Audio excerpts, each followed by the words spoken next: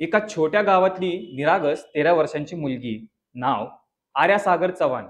स्वप्न होती मोठी व्हायची, शाळा संपवायची, आई वडिलांचं नाव उजळायचं. पण कोणालाच कल्पना नव्हती की या निरागस हस्त्याच्या मागे एका विकृत मनाच्या सावलीनं मृत्यूचा सापळा विणला होता. आज आपण पाहणार आहोत सासपेडेची आर्या, जिच्या निर्दयी हत्येनं केवळ सातारा नव्हे तर पूर्ण महाराष्ट्र हादरला आहे.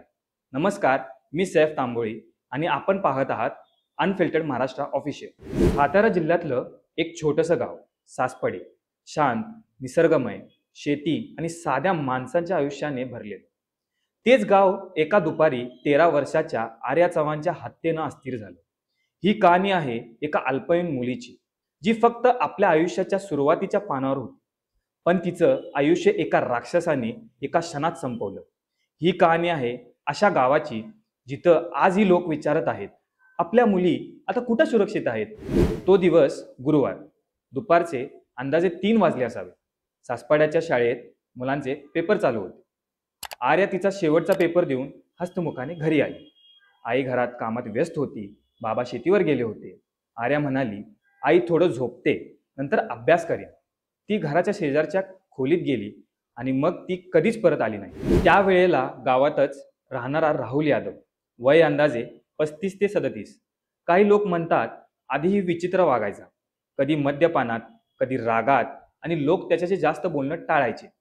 त्या दुपारी सगळं गाव शांत होतं आणि तेव्हाच तो आर्याच्या घराकडे गेला. लोक सांगतात तो घरात शिरला. आर्या झोपली होती. तिने डोळे उघडले आणि भयाने थिजली. तो तिला पकडण्याचा प्रयत्न करतो. ती झगडते, आरडाओरडा करते, पण आसपास कोणीच नव्हतं. त्याने तिला चूप करण्यासाठी डोक्यावर वरवंटा घातला, प्रहार केला. एकदा नाही, दोनदा नाही. आर्याचं शरीर शांत झालं. सगळं संपलं. थोड्या वेळाने आई परत आली. आर्याला हाक मारली, आर्या आर्या, पण प्रतिसाद नव्हता. ती जवळ गेली आणि पाहते तिची लाडकी मुलगी रक्ताने माखलेली. एकच किंकाळी गावभर घुमली, आर्याला काहीतरी झालंय. गावकरी धावत आले. कोणी डॉक्टरला बोलवला, कोणी पोलिसांना फोन केला. आर्याला रुग्णालयात नेलं गेलं, पण डॉक्टर म्हणाले ती गेली आहे. ते ऐकून गाव स्तब्ध झालं.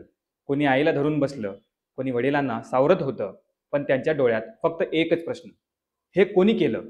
सातारा पोलीस आणि LCB टीम घटनास्थळी दाखल झाली. क्राईम सील केला गेला.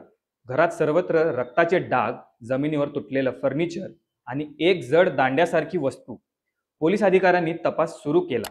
CCTV नव्हता, पण गावात चर्चा सुरू झाली. तो राहुल यादव दुपारी कुठं होता. एका साक्षीदारानं सांगितलं तो आर्याच्या घराजवळ फिरताना दिसला होता. त्यावर पोलिसांनी ताबडतोब त्याला शोधायला सुरुवात केली. संध्याकाळपर्यंत राहुल यादव अटक झाला.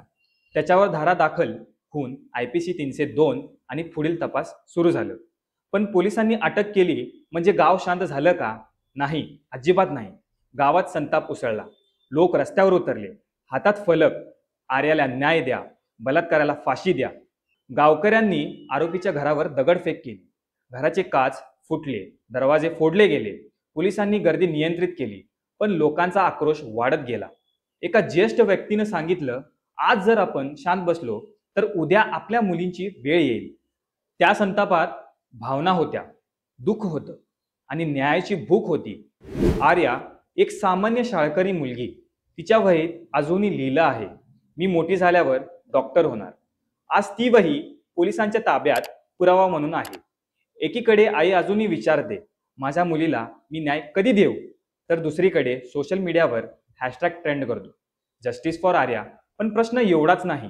प्रश्न आहे, आपल्या मुली घरातही सुरक्षित नाहीत का? शाळेत, रस्त्यावर किंवा स्वतःच्या गावातही? पोलिसांनी 24 तासात आरोपीला पकडलं. पोस्टमॉर्टम सातारा जिल्हा रुग्णालयात झालं आणि तपास फास्ट ट्रॅक कोर्टात नेण्याची मागणी झाली. लोकांनी जिल्हा प्रशासनाकडे मागणी केली, ह्या प्रकरणाला फास्ट ट्रॅकवर घ्या. NGO, महिला संघटना, विद्यार्थी सगळे आवाज उठवत आहेत. साताऱ्यात, कोल्हापुरात, पुण्यात सर्वत्र आंदोलन चालू आहे. लोक विचारत आहेत, अशा घटनांमध्ये आपण अजूनही किती थांबणार? कधी कधी असं वाटतं, आपण काय झालोय? 13 वर्षाच्या मुलीवर हात उगारायला मनुष्य पण मरावं लागतं का? आपण रोज न्यूज बघतो, काही दिवस संतापतो आणि मग पुढची बातमी येते. पण अशा प्रत्येक आर्या, प्रत्येक निर्भया आपल्याला आरसा दाखवतात. कायदा कडक आहे, पण मानसिकता कुठे बदलत आहे? आई बाबा घाबरून म्हणतात, बाळा बाहेर जाऊ नकोस. पण प्रश्न असा, बाहेर सुरक्षित नाही, आता घरात सुद्धा नाही का? आर्या गेली, पण तिचा प्रश्न अजून जिवंत आहे. ती विचारते, माझ्यासारख्या मुलींना न्याय मिळणार का? हे केवळ एका गावाचं प्रकरण नाही, ही संपूर्ण समाजाची जबाबदारी आहे. आपण शांत बसणार की आवाज उठवणार? मी पुन्हा सांगतो, आर्याला न्याय मिळालाच पाहिजे. ही कहाणी संपलेली नाही. जोपर्यंत प्रत्येक आर्याला न्याय मिळत नाही, तोपर्यंत आपण थांबायचे नाही. असेच व्हिडिओ पाहण्यासाठी आपल्या पेजला लाईक करा, शेअर करा आणि सबस्क्राईब करायला विसरू नका. धन्यवाद.